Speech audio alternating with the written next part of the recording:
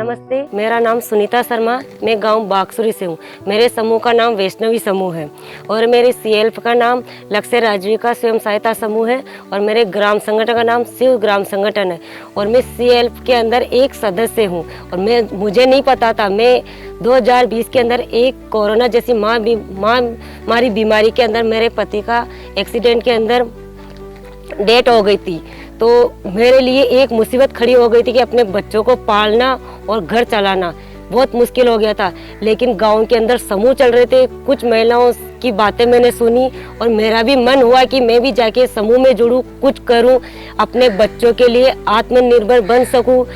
इसलिए मैंने महिलाओं के साथ सहयोग करके समूह में जुड़ी। मैं कुछ समय तक तो समूह में जुड़ी रही। जो राजीविका स्वयं सहायता समूह चलाती थी औरतें, उनसे बात करी, उन्होंने मुझे इसकी जानकारी दी। मैं समूह के अध्यक्ष नॉर्मल सदस्य के काम पे काम करती थी। फिर उसमें कुछ पैसे मिलते थे लोन, उनको लेके मैं अपने बच्चों की और मेरी पढ़ाई जारी रखी।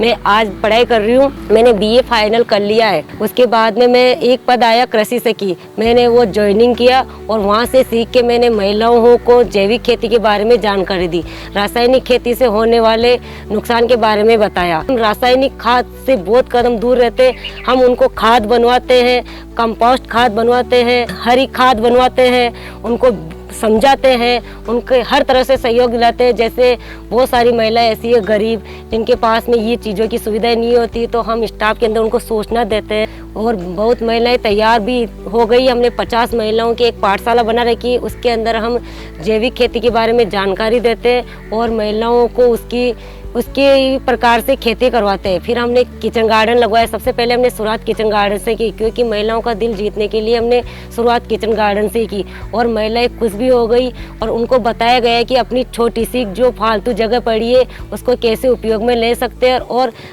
रासायनिक से होने वाले दुष्प्रभाव और बीमारियों से दूर रह सकते हैं। उसके लिए वो सब तैयार हो गई। उसके बावजूद हमने धीरे धीरे खेती के अंदर भी रासायनिक खाद और उनके आने वाली जो नुकसानदायक दवाइयाँ उनसे दूर रखा।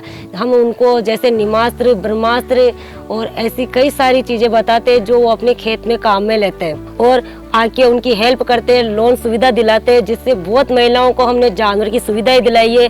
बहुत महिलाएं ऐसी होती है जो सिलाई करना चाहती है, हम उनको सिलाई के लिए अभी हमारे जूट का कुछ प्रोडक्ट बनाया है, क्योंकि बहुत सारी महिलाएं ऐसी है जो खेती का काम नहीं जानती है और वो घर पे ही काम करना चाहती है। तो उनको हम जूट के प्रोडक्ट बनाते हैं, जैसे जिसमें बैग वगैरह होते हैं, बोतल बैग होता है, बहुत सारे तरीके के बैग होते हैं। और जूट का फायदा ये है कि वो प्राकृतिक जैसा है, उसको जितना यूज कर रहे हैं अपन करें वापस डाल दे तो वो भी एक खाद के रूप में काम में आ जाता है। आप सभी को मेरा नमस्ते।